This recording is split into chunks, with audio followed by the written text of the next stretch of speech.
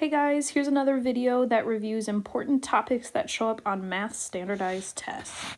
So the first question here gives us a segment and we need to locate the midpoint. So it says Alexandra wants to locate the midpoint of a line segment with the endpoints -3, -2, and 6, -4. Now the midpoint is going to be exactly halfway. So the x-coordinate -3 and 6. Those are 9 units away from each other, and I want the point that is exactly in the middle. So I'm going to have to go 4.5 units. Okay, that gives me an x-coordinate of 1.5. Now the y-coordinates are -2 and -4. Right in the middle would be a y-coordinate of -3. So this point is 1.5, comma, -3, which is option A. The next one says, what's the slope of a line parallel to a line represented by this equation? Parallel lines have the same slope, so I need to figure out what the slope of that line is. I can figure out the slope if I rearrange this into slope-intercept form, which is y equals mx plus b. So to do that, I'm going to add 3 to both sides. I get x plus 3 is equal to 2y. I can flip-flop those sides around, so I get 2y is equal to x plus 3. And then I'm going to divide both sides by 2. That gives me y is equal to 1/2 x plus 3/2, which means the slope is 1/2, which means the parallel slope would be 1/2. Next up is a question about simplifying algebraic expressions. Isabella is simplifying this expression. The expression above is equivalent to which of the following expressions? I'm going to use the distributive property, and then I'm going to combine like terms. So first, I'm going to distribute the 2 into that polynomial next to it. I'm going to get 10a plus 6b minus 2c. Then I'm going to distribute this -5 into the second polynomial. And I'm going to get -20a plus 10b plus 15c. And then I'm going to go ahead and combine like terms. So 10a minus 20a gives me -10a. 6b plus 10b gives me a positive 16b. And then -2c plus 15c gives me a positive 13c. And that's option A. Question number 4 says, which of the following accurately describes the relationship between the age and value of cars in the graph below? So my x-axis is the age of the car, and the y-axis is the value of the car. And I'm seeing this negative trend, which means that the older the car, the lower the value. Okay? No relationship would mean that there's no trend, that data would be scattered all along the graph. That's not true. Right? A positive trend would mean that data would go up, and a negative trend is like the one that I described. As we go to the right, the values go down. So option D.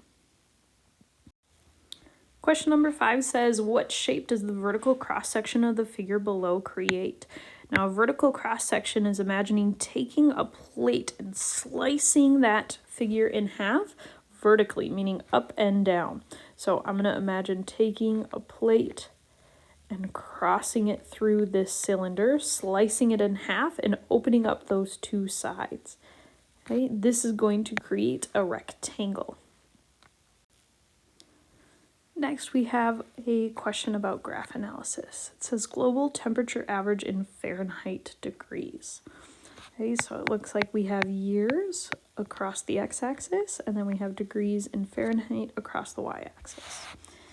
Okay, so it looks like over time that temperature is going up. Okay.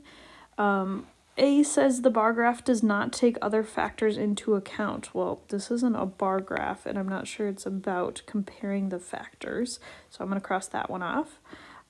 B says the graph begins at 58 degrees and not 0. That definitely is a little misleading because we don't really have an idea of how high the temperature has gotten.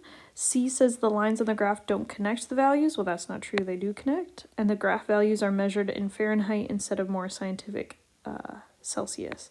As long as our units are consistent, that's not a problem. So I'm going to go with B.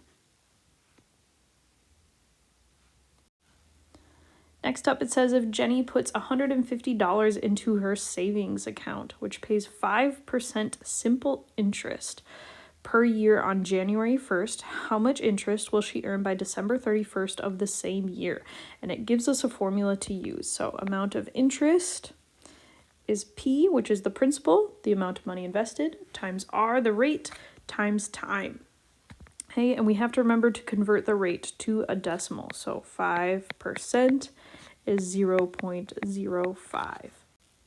So our interest is going to be the principal, the amount invested, 150, times the rate, 0.05, and the time is going to be 1 year. And we're going to multiply all of those together.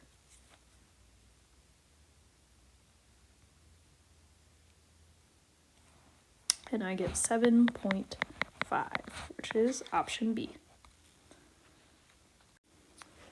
Last one in this quiz asks us to consider a diagram of some blocks that are stacked together, and we want to know which of these options represents the top view.